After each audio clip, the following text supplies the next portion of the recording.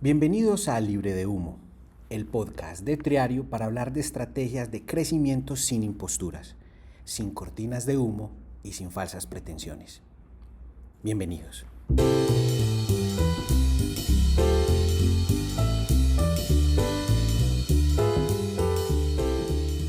¿Qué hubo pues, gente? Sean ustedes bienvenidos a esta nueva entrega de Libre de Humo, donde estaremos hablando con dos capos de temas que a mucha gente en nuestra audiencia sé que les interesan. Hay una frase de Aristóteles casi que para todo, a mí me encanta citarlo entre otras cosas porque eso le sube el nivel y el caché a nuestro podcast, que dice que somos lo que hacemos día a día, de modo que la excelencia no es un acto, sino un hábito. Esta frase de Aristóteles resume muy bien el tema del que vamos a estar conversando con nuestros invitados el día de hoy.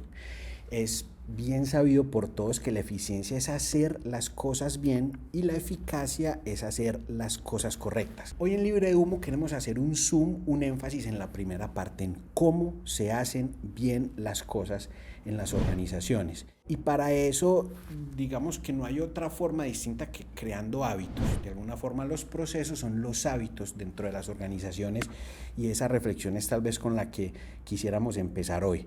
Los procesos son la partitura de la orquesta y son importantes, entre otras muchas razones, por la ejecución eficiente, los procesos que son la columna vertebral, la innovación y la adaptabilidad. Y nadie mejor para hablar de este tema que nuestro invitado de hoy, aquí a mi derecha, Pablo Pulido. Pablo es gerente de división y responsable del ingreso y el crecimiento en Mallplaza en Chile, así como es responsable de la operación en Chile, Colombia y Perú. Es decir, que los contratos de operaciones del negocio recaen sobre sus hombros en toda la región. Y esto ha significado un proceso desafiante y ambicioso en transformación y modernización en su negocio. Pablo, bienvenido. Nos honra mucho tu presencia y hace mucho rato teníamos ganas de que estuvieras por aquí. Razones logísticas habían impedido que nos acompañaras, pero muy bienvenido. No, Andrés, muchas gracias por ese preámbulo tan campeón. O sea, para mí es un orgullo poder estar aquí. Digamos que Alex ha sido no solamente un gran amigo, sino también una persona que me ha ayudado mucho en diferentes retos en el negocio. Entonces, poder estar aquí, digamos, se debe a un trabajo grande que hemos hecho, tanto desde la amistad como de la parte laboral, que hemos trabajado muy bien en estos ya casi 2 años y medio. 2 años y medio en pero nos conocemos hace casi 20 años trabajando. Bueno, ahí me spoileaste un poco, pero entonces, como podrán darse cuenta, nos acompaña también Alexander Arango, que es nuestro gerente, alguien que definitivamente no necesita presentación. Nos ha acompañado innumerables veces en este podcast y hoy está con nosotros por su énfasis estratégico y su conocimiento, digamos, de las vicisitudes de las grandes empresas. Lo que queremos es tener una conversación que sea de gran utilidad para todos ustedes, porque estamos seguros de que este tema impacta muchos sectores, muchas empresas y es un dolor constante en muchas de las personas que nos escuchan. Ay, bienvenido. Gracias, Andrés, siempre me encanta tenerme aquí a mí mismo. Lo que quisiera, qué pena, Andrés, es que de pronto Pablo, antes de que empecemos a entrar en conversación, cuente un poco qué es Mallplaza, porque yo creo que no necesariamente todo el que nos escucha ha visitado un centro comercial ni entiende la magnitud del negocio como el que hoy dirige Pablo para Chile, pero digamos que Mallplaza tiene presencia regional y es uno de los grandes jugadores del tema de centros comerciales. Explica brevemente, Pablo, qué es Mallplaza y cómo funciona un negocio de centros comerciales como el que ustedes operan hoy. Nosotros tenemos 25 centros comerciales que los llamamos centros urbanos. Más adelante les detallo por la qué diferencia. Los llamamos centros urbanos y no centros comerciales. Tenemos más de 2 millones de metros cuadrados arrendables, para que tengas como una magnitud. Un Tesoro, que es un gran centro comercial en Medellín, tiene 80.000 metros cuadrados de área arrendable, es decir, nosotros tenemos casi 25 Tesoros en magnitud. Y digamos que la diferencia en qué consiste nuestro negocio es que nosotros somos propietarios de la totalidad del centro comercial. Y nuestra administración, a diferencia de muchos centros comerciales que hay en Colombia que son de propiedad en condominio, este es de propiedad única, y como propietarios únicos lo que hacemos es buscar generar la mejor propuesta para los clientes. En cuanto a propuesta, me refiero a tener las mejores marcas, los mejores conceptos, y nuestro negocio fundamentalmente es de arriendo. Pero este negocio de arriendo lo que hace es que construimos grandes propuestas conectadas con la ciudad, y eso hace parte digamos, de nuestra estrategia de centro urbano, y lo que hacemos es que en esa administración buscamos que la visita del cliente sea extraordinaria. Entonces, ¿cómo conectamos a lo que nosotros llamamos los socios comerciales o los operadores en nuestros activos para dar la mejor propuesta a los clientes? Tenemos como tres partes. Uno es el desarrollo, es decir, comprar la tierra, desarrollar el centro comercial, construirla. Otro es la operación, que digamos, la comercialización está desde el desarrollo y después sigue en la operación en el tiempo, y en la operación lo que hacemos es operar los parqueaderos, mantenimiento, vigilancia, que todo esté muy bien presentado para que cuando el visitante venga tenga una gran visita. O sea, el hecho de ser dueños de los locales les permite de alguna forma alzar la cabeza y tener una visión de la experiencia del cliente más integral. Sí, eso es un gran diferencial, y digamos que en Colombia hay varios operadores ya. Colombia tuvo un desarrollo distinto, que primero fue de copropiedad, y desde el 2008 para acá el gran desarrollador ha sido el modelo de propiedad única, y Mallplaza ha sido bien relevante en ese desarrollo de propiedad única en Colombia. Nosotros en Colombia este año vamos a tener 5, que vamos a abrir Cali en marzo, y ya tenemos Bogotá, Cartagena, Barranquilla, Manizales y Cali este año, y hay varios operadores también chilenos, colombianos, que tienen presencia, digamos, en Colombia con este modelo. Lo bonito de este modelo es que es integral. Cuando uno tiene un solo local, pues lo que busca es la maximización únicamente de la renta, pero la verdad es que la maximización de la renta está dada en consecuencia de tener una gran propuesta, y las propuestas son buenas de acuerdo a cómo uno va entendiendo el cliente en el tiempo, porque los hábitos de consumo van cambiando, y ser capaces de adaptarnos a esos hábitos de consumo es lo que hace que este modelo de propiedad única tenga mucho más sentido en el modelo de negocio en el tiempo, porque es mucho más de largo plazo. Alex, antes de arrancar me estabas hablando de una frase que te taladra mucho la cabeza. ¿Por qué no me contás un poquito? No, entonces yo quiero, pues no, hombre, para bajarme un poquito eso de capo, voy a citar una frase, no pues de Aristóteles, sino de un instagramero. Sí. De pronto alguien en el LinkedIn la publicó, pero es una frase que me viene dando vueltas desde hace meses. Pero si te consuela, si Aristóteles estuviera vivo, seguramente sería instagramero. Listo, fabuloso. No, mira, la frase dice algo que me viene taladrando un poquito, sobre todo porque me identifiqué mucho con ella, y es que en las grandes organizaciones nunca tenemos tiempo ni recursos para hacer bien las cosas, pero siempre tenemos tiempo sin recursos para hacerlas varias veces. Y el tema me viene dando vueltas porque lo viví, trabajamos y era pues como la experiencia que Pablo hablaba ahora, trabajamos en grandes empresas y coincidimos en algún momento de nuestra trayectoria laboral, y hoy trabajamos ya como triario en Mallplaza, ayudando en todo este proceso de transformación, y con muchas conversaciones que he tenido con Pablo durante estos meses de este proyecto, que ha sido pues muy desafiante. Hemos tenido muchas conversaciones alrededor de estos temas, sobre todo qué es hacer bien las cosas. O sea, ¿dónde está hacer bien las cosas? Y ese es el punto de partida que quisiera en esta conversación. No me voy a sentir invitado, me voy a sentir pues parte de... Lo eres. Yo creo que esa reflexión de qué es exactamente hacer bien las cosas en las grandes empresas me viene dando vueltas, porque hemos participado durante muchos años, y no lo hablo desde la compañía, sino de cómo operamos, en muchos proyectos de transformación, y casi todo gira alrededor de la tecnología, y todo siempre termina y gira alrededor de qué producto tecnológico íbamos a comprar y qué producto tecnológico se iba a implementar. Para eficientar, digamos, claro, ese proceso. Uno en la empresa no piensa que voy a comprar esto como un juguete, pues uno no está comprando pues unas Vision Pro, uno está comprando algo que uno espera cambie o transforme la forma en la que hace, lo haga más eficiente, más efectivo, le permita ganar más ingresos, pero constantemente, y esto pues es una absurda generalidad, y no todos los proyectos fallan, pero cuando fallan, recurrentemente, normalmente alguien señala la tecnología. Y hablando con Pablo muy desde el principio, siempre teníamos con la pregunta, la tecnología nunca es el problema. Entonces, esto lo conecto y creo que aquí viene como la primera pregunta o el primer punto de partida de esta conversación, es que hace unos meses Pablo empezó a hablar dentro del proyecto de los modelos de gestión, que de una u otra manera hablas del proceso. Y hemos defendido durante estos meses la importancia del modelo de gestión por encima de la tecnología. Entonces vuelvo al punto, que es hacer bien las cosas, y es donde sucede la transformación. ¿Qué sentís vos, Pablo, crees? Creo que lo más relevante siempre en estos proyectos de tecnología y en las organizaciones son las personas y los equipos, y Creo que, digamos, una de las grandes falencias que tenemos como modelos educativos hacia las organizaciones es que las personas normalmente, el funcional no es muy buen técnico y el técnico no es muy buen funcional, y empieza a haber poco, digamos, como una cohesión de algo que el funcional debería de ser buen técnico y el técnico debería de poder plantearse los elementos funcionales para avanzar.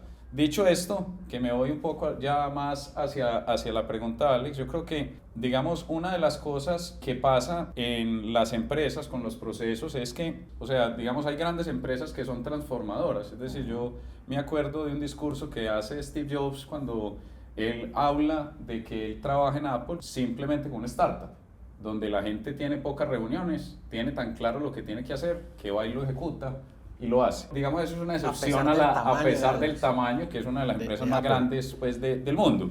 Lo que es una excepción a la realidad que yo personalmente he vivido en las grandes empresas. Y lo que pasa en las grandes empresas es que hay un tema que son las personas, hay un tema que es la cultura, y hay un tema que hace que en las grandes empresas lo hace un poco más difícil, es que conectar personas, conectar culturas con múltiples áreas hace que sea más difícil la gestión del cambio. Para poder abordar estos procesos tecnológicos, digamos que la fácil siempre es creer que una herramienta nos va a hacer la vida mejor. Hombre, que si instalo SAP ya voy a tener la empresa conectada en todas sus aristas, que si instalo Salesforce voy a mejorar la venta, que si instalo, y la verdad es que nada de eso es más lejano de la realidad. Entonces, ¿cómo abordar bien esto? Yo creo que muchas de las cosas que para mí es importante es entender, primero, como la problemática, ver cómo con la herramienta actual que uno tiene, monta un sistema que verdaderamente opere bien, que ahí es donde hablamos más como del modelo de gestión, para ir entendiendo como la problemática y desgranar esa problemática. Cuando uno plantea una problemática muy grande, es muy difícil de digerirla. ¿Cómo uno entra primero con el modelo de gestión, que es buscar hacer lo que hoy está hecho, entender muy bien dónde están todas las fricciones y las problemáticas desde el proceso, para después, entendiendo eso, abordar la digitalización en un esquema que llamamos como esfuerzo-impacto. Desglosando esto, ver dónde hay el menor esfuerzo y el mayor impacto, para poder después comérselo por pedazos. Y creo que parte, digamos, respondiéndote eso, Alex, creo que uno tiene que entrar mucho en cómo se hace hoy y entender que lo que se hace hoy, porque muchas de las cosas que se dice hacer realmente no se hacen, y ahí es donde es el modelo de gestión. O sea, hombre, es que yo hago esto, sí, veámoslo realmente que sí sea una práctica de negocio, y de ahí entendamos cuáles son las deficiencias que hay.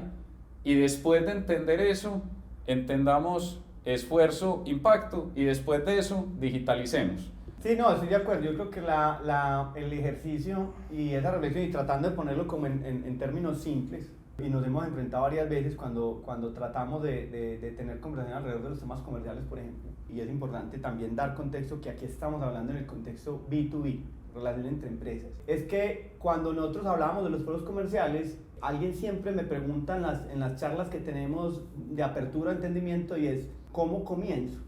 Es que te va a demorar 6 meses en poner la herramienta. Yo no, es que la herramienta no es menos. Empiece mañana, abre un Excel y ponga este paso a paso en un Excel. Porque lo más importante, por ejemplo, en un proceso comercial, es la disciplina del registro. El que esté registrando y ejecutando las actividades que son importantes. Es cuando Pablo habla y dice, vengan, ¿cuál es el modelo de gestión? ¿Cuál es el proceso actual? Y ese proceso actual, ¿cómo lo llaman? La herramienta que hay. A veces no hay herramienta, o uno cree que no hay herramienta, pero sí hay. La ofimática nos sirve para resolver las cosas que esencialmente hablan del modelo de gestión. Y cuando viene la tecnología, lo hacen más eficiente, o lo hacen más ágil. Entonces, en ese contexto, en ese orden de ideas, cuando uno dice, venga, yo abordo el problema desde la gestión, también nos enfrentamos a un desafío, y es entender esas fricciones. Lo decía una colega tuya en Chile, evitemos pavimentar la huella de la vaca, porque entonces cuando nos abrimos el modelo de gestión, no desafiamos ese modelo. Hablamos desde lo que creemos que se hace, que era lo que Pablo decía ahora, es creemos que una cosa se hace así, pero no existe la manera de demostrar que así funciona. Entonces, rápidamente, en ese afán de tener el juguete, que es la herramienta, la tecnología, entonces simplemente pavimentamos la huella de la vaca. Es decir, no desafiamos el status quo, que creemos que existe un modelo, que normalmente la gente siempre parte del hecho de que lo tengo, pero no desafía la mejor forma de hacerlo. Entonces la pregunta siempre es, ¿cómo desafío esa manera? O sea, ¿en qué momento me paro yo y digo cuál es la mejor versión o la manera más eficiente de menos fricciones? ¿Cómo abre una de esas conversaciones con esos grupos que vos decías ahora que se paran desde lo técnico y se paran desde lo funcional? ¿Y qué metodología usan? Porque es muy importante saber uno cómo hace eso. Es decir, si ya tengo el proceso pintado y saco estas dos cosas, ¿qué pasa, por ejemplo? ¿Cómo pinto eso y qué proceso sigo para entender, que entiendo es la primera y más importante parte de este proceso? No sigo hoy mucha metodología y creo que hemos fallado en varias cosas en los mismos proyectos, pues, es decir, también la hemos cagado bastante en ciertas cosas, pero creo que lo importante es entender siempre que uno tiene un error es cuáles fueron los por qué. Y respondiendo esto, yo te diría, Alex, que lo primero es que uno tiene que entender qué está buscando, cuál es el objetivo, porque creo que muchas de las cosas es, casi que todo se puede digitalizar, casi que todo se puede automatizar y casi que todo se puede hacer mejor. Ahora, ¿qué debo de mejorar de acuerdo al objetivo que estoy buscando? Y ahí es donde se hace el mejor challenge de no pavimentar la huella de la vaca. Y ahí es donde está también lo más difícil, es si no hago este procedimiento de hacer el modelo de gestión, de desglosarlo, impacto-beneficio, y una cosa que me faltó que es bien relevante es entender los objetivos a los que quiero llegar y cómo conecto a los objetivos a que quiero llegar. Ahí es donde desafío el sistema de lo que hay hoy. Y lo importante es desafiarlo por pedacitos, porque creo que cuando lo desafiamos tan completo, es muy difícil de generar el impacto, por lo que hablábamos, las personas, las culturas y las grandes áreas que existen. Entonces, creo que uno de los mejores esquemas para hacer esto es, hombre, ¿por qué estamos haciendo esto? ¿Cuál es el impacto que genera y qué objetivo estoy buscando? Y muchas veces hay cosas que ni siquiera justifica hacer porque el impacto es pequeño, y hay otras que necesitan mucho más esfuerzo porque el impacto es mucho más grande. El comienzo es ser muy disciplinado en lo que se hace, porque el tema muchas veces no es el software. O sea, hoy el sistema nos permite tener mucha trazabilidad, como lo dice Alex, pero verdaderamente lo que nos impactó fue crear el modelo de gestión, que es decir, cuando empezamos a hacer reuniones semanales, empezamos a que cada comercial, cada jefe comercial tuviera una agenda en su semana, que esa agenda tiene objetivos de cierre de negocios, firma de contratos, apertura de tiendas, terminación de contratos, que ya es una agenda completa y hace que ese comercial tenga muy clara su mirada semanal, teniendo unos objetivos como equipo completo de decir, hombre, tenemos que estar haciendo 20 negocios a la semana, es decir, 20 contratos de arriendo a la semana, tenemos que estar haciendo 50 renovaciones de contratos, o sea, son casi que 70 firmas de contratos semanales para poder cumplir con los objetivos que nos trazamos, tanto de ingreso como de ocupación y de propuesta de valor. Esta metodología nos ha permitido, que es mucho más, si ustedes ven, es la digitalización nos permite llegar a esto, pero la disciplina y el método del modelo de gestión es lo que verdaderamente hace que pase. Y ahí nosotros en los últimos 2 años hemos abierto en Chile casi 800 tiendas. Nosotros en el portafolio de Chile tenemos 3.000 tiendas, es decir, casi que el 30% del portafolio lo reemplazamos en 2 años y pues generamos ingresos superiores al de nuestros competidores, propuestas de valor, o sea, los NPS han aumentado mucho. Cuando uno lo mira desde el modelo de gestión y trabaja muy fuerte en esa disciplina, y eso lo va acompañando desde la digitalización para apoyar todo este modelo de decisión con data, de proceso que sea mucho más fácil, porque antes, para ponerles un ejemplo, ¿por qué es importante la digitalización? Un jefe comercial pasaba casi que el 80% de su tiempo haciendo labores administrativas porque el proceso no le permitía avanzar. Entonces, ¿qué son labores administrativas? Le tocaba ir a hablar con el de garantía, le tocaba ir a hablar con el arquitecto lo de la ficha técnica, le tocaba ir a hablar con el abogado para el contrato, y toda esa coordinación hacía que ese 80% de su tiempo estuviera dedicado a coordinación. Cuando lo digitalizas en el proceso, básicamente cambia el Pareto, es 20% a coordinación y 80% de ejecución comercial, lo que permite que todos los otros resultados se den. Pero si uno no tiene la disciplina de seguir, el comercial va a querer seguir haciendo su 80% porque está acostumbrado a eso y no cambiar el 80%, comercializar porque no tiene el método que lo impulse. Y eso es lo que empieza a generar esa fricción de la transformación. Entonces, por eso el método es más relevante que la digitalización, y la digitalización es la herramienta.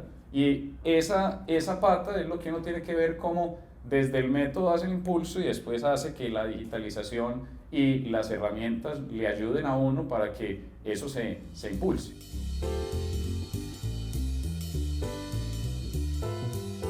Intuyo entonces que hay un tema fuerte aquí de liderazgo, y aprovecho para hacerle la pregunta a los dos que asumen un rol de liderazgo en cada una de sus organizaciones, y por eso hablaba yo de capos, porque el capo no es el que no la caga, el capo es el que sabe capitalizar bien las cagadas que hace. Te invito a escuchar nuestro anterior capítulo del podcast donde hablamos de eso. Entonces la pregunta que les quiero hacer a los dos es, como líder, ¿cómo se gestiona ese trabajo cultural? ¿Cómo se gestiona esa disciplina? ¿Cómo se gestiona esa mentalidad de la importancia del dato, de la importancia de la constancia? ¿Cómo de alguna forma se gestiona a la gente para que esos cambios ocurran? ¿Qué estrategias utilizan ustedes? Empecemos por vos. Mira, yo te diría, Andrés, varias cosas. Yo creo que lo primero lo dijiste con lo de Aristóteles, y es la disciplina. Yo pues tengo una filosofía que no sé, digamos, no muy estudiada, pero muy mía, es de uno laboralmente piensa en semanas, no en meses, trimestres ni años. Tener esta disciplina semanal, qué se tiene que hacer y por qué, es fundamental para... Metas volantes. Sí, y todas las semanas, no pues de esta metodología ya, sino más de entender cómo el equipo está dando su 100% semana a semana y cómo hacer para coordinar eso. En esto es súper importante, bien lo mencionabas, el liderazgo, porque cuando uno va a transformar, para que no pase lo que dice Paulita, lo de la huella de la vaca, uno tiene que desafiar, cambiar y hacer una gestión del cambio. Y eso requiere mucho impulso desde la persona, desde el liderazgo, desde los por qué. Y obviamente en estos equipos lo más importante es ver, porque hay cosas bien implementadas que son muy difíciles de capitalizar porque el que después la ejecuta no la absorbe. Y hay otras mal ejecutadas que son más difíciles de absorber. Lo bonito de esto es cómo así uno, para que desde la disciplina de la ejecución, la disciplina de la medición, la conexión de las personas, que es cómo hacer que cuando las cosas pasen se capitalicen y que además las personas sientan una motivación por el cambio, que la gente que está, tanto la que está en el proyecto como el que después va a recibir el beneficio de este proyecto, se entienda muy bien el por qué, y entendiendo esos por qué, yo busco movilizarlos para que pasen. Muy bien, Alex. No, yo me conecto también. Yo creo que lo más desafiante es mantener al equipo alineado. ¿Cómo conecto a las personas con el objetivo? No como una tarea, sino como un desafío personal. Porque ahí cambia todo. Es decir, cuando la gente interpreta que es una tarea que debo hacer, a cuando la gente dice, quiero ver esto realizado. O sea, siento que si esto pasa, me está aportando. Pues no va a la parte, pues, digamos, cultural, esencial, de la que hablamos mucho, del propósito. Pero no, eso habla también del propósito de la tarea. Mira, es que vamos a pasar de este punto a este punto. O sea, ¿no te emociona ser mejor? Que el proceso fluya más, que cargues menos tareas cotidianas y desgastantes como la que sucedía en Mallplaza justo pues antes de que empezamos a ver todo ese proyecto que me parece pues emocionante. ¿Cuál era el objetivo? O sea, yo me acuerdo que la primera conversación que tuvimos fue exactamente esa, Les. El 80% del tiempo que me está dedicado a tareas administrativas. Yo tengo que voltear eso, me decía, hay que voltear eso. Tenemos que trabajar en que el equipo comercial esté concentrado en sentarse con los socios y firmar negocios. Yo cómo conecto a la gente sobre la importancia de, por ejemplo en ese caso, la importancia de voltear esa torta. Porque lo más duro es esto, y Pablo me va a corregir. Cuando él llegó y el 80% de la gente estaba haciendo tareas administrativas y el 20% estaba haciendo tareas comerciales, pareciera que los resultados eran buenos. Es decir, la compañía no es que estuviera saliendo de una crisis. Y en esa trampa caemos para decir, pero ¿por qué vamos a cambiar las cosas? Y parece que así funcionan. Eso es más desafiante todavía. Y nos pasa a nosotros en nuestra propia compañía. Es no, tenemos que abordar esto nuevamente, pero ¿por qué tenemos que hacer una cosa nueva si lo que estamos haciendo funciona? Es que el contexto cambia y uno se tiene que parar desde el mercado y hacia dónde va el mercado. No importa que las cosas te funcionen, no tenemos ni idea si van a funcionar mañana, pero lo que sí sabemos es que el mercado nos está exigiendo algo diferente y si yo no me adapto a eso, probablemente es donde yo empiezo a tener un desempeño inferior al mercado. Pero hay más. Venimos de una crisis financiera global que ha afectado todos los países de la región, incluyendo Chile, y Mallplaza tuvo un desempeño superior al de su competencia en un contexto adverso y creciendo, pese a que el mercado en general no estaba creciendo, y Pablo me corregirá. Y eso es la disciplina. La disciplina siempre supera el talento. Esa otra frase que acabamos por aquí, la sacamos. Pero la disciplina siempre supera el talento. Entonces, ya hemos todo un modelo. ¿Cuál es el modelo de disciplina? Porque me dice, ¿cuál es la disciplina? La disciplina es apegarse al modelo de gestión. Apegarse al modelo. Al principio es muy duro, que la gente no entiende. Y la gente solo empieza a tener cuando empieza el resultado. Pero lo más duro es mantenerse todos los días en eso. Y uno siempre va al deporte. Entonces uno empieza a hacer ejercicio. Eso es muy duro. Y empezar a es muy difícil, levantarse todos los días a entrenar, alimentarse diferente, eso es muy duro, pero cuando usted logra el resultado, la motivación se incrementa.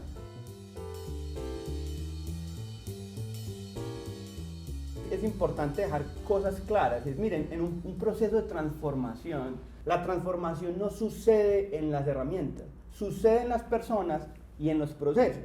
Es decir, si usted se levanta hoy, si usted ha estado hoy, el que nos esté escuchando, el que nos esté viendo, está pensando en embarcarse en un proceso de transformación digital, entre comillas, y está pensando que es que lo que va a hacer es que va a implementar una tecnología. Usted no ha tenido la discusión sobre el modelo de gestión, no ha tenido la discusión sobre el proceso, no ha definido el por qué voy a hacer esto por qué va a ser mejor, no porque tenga un Rolls Royce tecnológico dentro del set de herramientas, está partiendo del punto equivocado. Y nuestra experiencia nos dice que partiendo de ahí normalmente hay una alta probabilidad de fallar. Ahí es cuando si hay tiempo para hacer las cosas 20 veces, pues no hay tiempo para hacerlas bien una vez. Es que ahí yo te diría que con el deporte es muy fácil ejemplificar los temas. Digamos, si yo compro la bicicleta de Nairo, de Egan, de Rigo, que son bicicletas de, no sé, 50 70, 80 millones de pesos, que pesan 3 kilos, eso no me va a garantizar ser un buen ciclista. Y eso es lo mismo de este tema en la tecnología. Lo que me va a garantizar ser un buen ciclista es la disciplina, la cantidad de entrenamientos que tengo que hacer, las mediciones, la técnica y la técnica para esos entrenamientos. Y obviamente hay ciertas cosas de condición, digamos, física en el deporte que hace que Nairo pueda hacer lo que es. Y es lo mismo en el mundo empresarial. Muchas veces creemos que comprando la bicicleta ya vamos a ser buenos ciclistas. Y eso no es así. O sea, comprando Salesforce no vas a tener el mejor modelo de gestión comercial. ¿Cuál es la disciplina? ¿Cuál es tu método? ¿Cuáles son los objetivos? Y hacia dónde vas a direccionar para poder cumplir. Yo soy de los que compra la estática para colgar la ropa, la toalla mojada. Sí.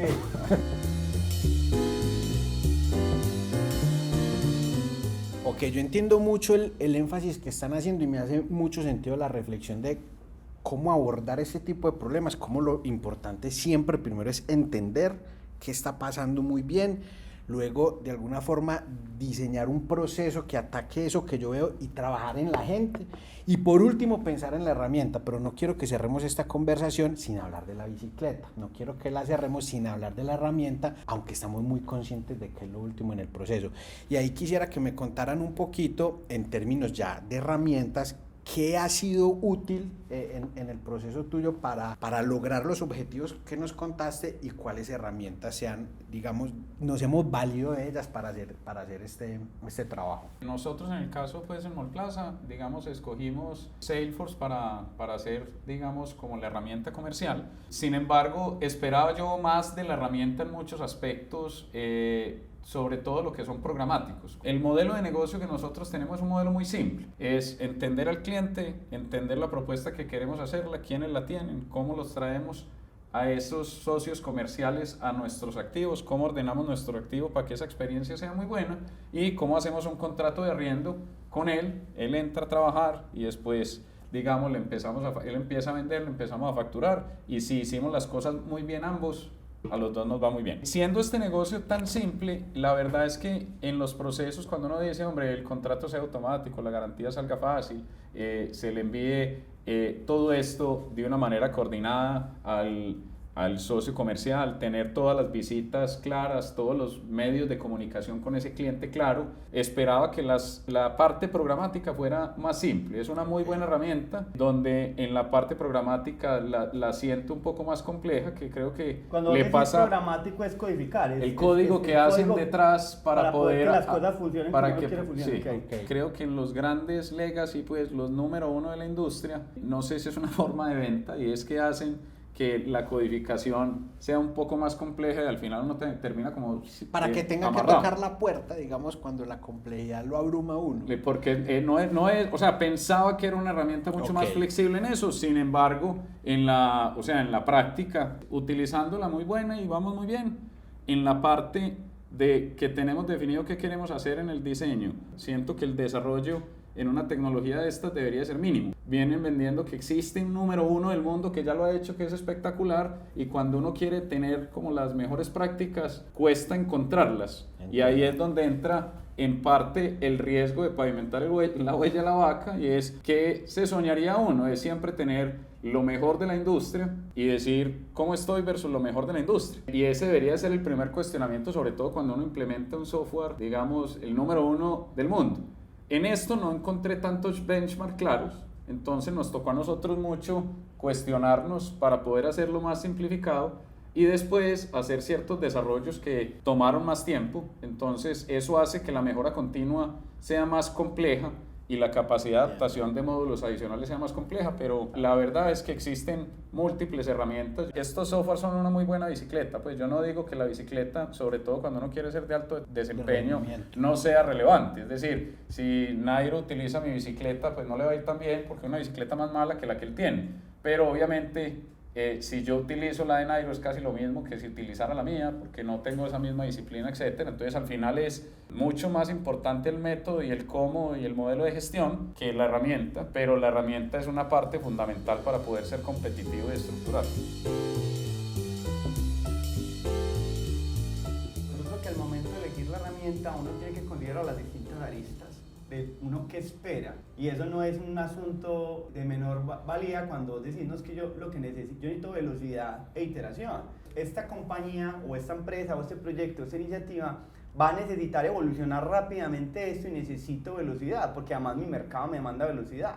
O sea, ¿qué pasa si quiero hacer A, si quiero adaptar B o si quiero adaptar C? ¿Eso cómo va a funcionar y a qué velocidad? Porque la respuesta no va a ser la misma en las distintas. Es decir, la energía que uno tiene que poner en unas herramientas va a ser distinta a la que puede poner en otras. Y el nivel de rapidez en la experimentación también va a ser diferente. Entonces es también importante tener en cuenta que normalmente cuando uno enciende esto, eso no es el fin de una historia, sino que es el inicio. Eso no es como que el proyecto encendió y puso a operar la herramienta, entonces ya nos vamos y toda la... No. Ahí arranca. A partir de ahí es que arranca, porque ahí es donde empezás a encontrar puntos de mejora, evolución, simplificación adicional que uno va a encontrar en el camino. Uno encuentra con compañías muy grandes que normalmente cuando uno plantea esta discusión, la respuesta siempre de ellos es, con todo respeto, con la billetera. No, Alex, es que yo tengo cómo. Yo no me cabe la menor duda. Y 9 mamás no te sacan un bebé en un mes. Un bebé en un mes, exactamente. Entonces hay cosas que son como son y esa pregunta es relevante en el momento de decidir la tecnología. Por eso volvemos al punto inicial. Es mejor partir del modelo de gestión, porque incluso el modelo de gestión nos va a resolver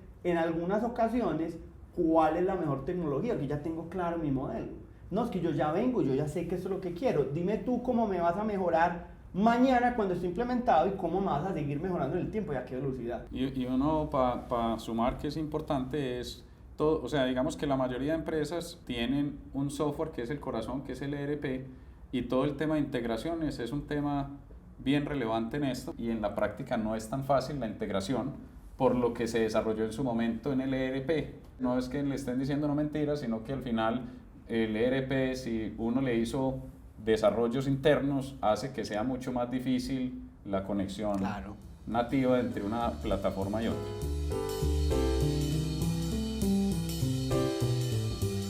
Yo había pensado para titular este podcast El hábito de la excelencia, pero creo que voy a cambiar luego de esta conversación el nombre de nuestro podcast y lo voy a poner No es la bicicleta, es el ciclista. cómo entender los procesos en las grandes organizaciones, porque creo que la reflexión y el símil es muy útil para entender un poquito cómo abordar esto. Quiero darles las gracias a ustedes dos por haber estado hoy aquí, por el tiempo que nos dedicaron. Encantador el tema, maravillosas sus reflexiones, muchas gracias. Andrés, muchas gracias a vos y gracias Alex por la No, invitación. hombre, a vos, bacana la conversada.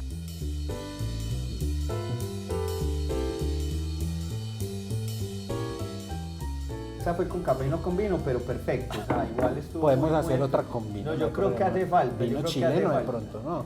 Sí, yo lo Claro traigo, que yo lo no. traigo. Yo O los hasta, invito. o hasta un pisco. Podría ser un pisco como el que me dio un amigo mío por allí.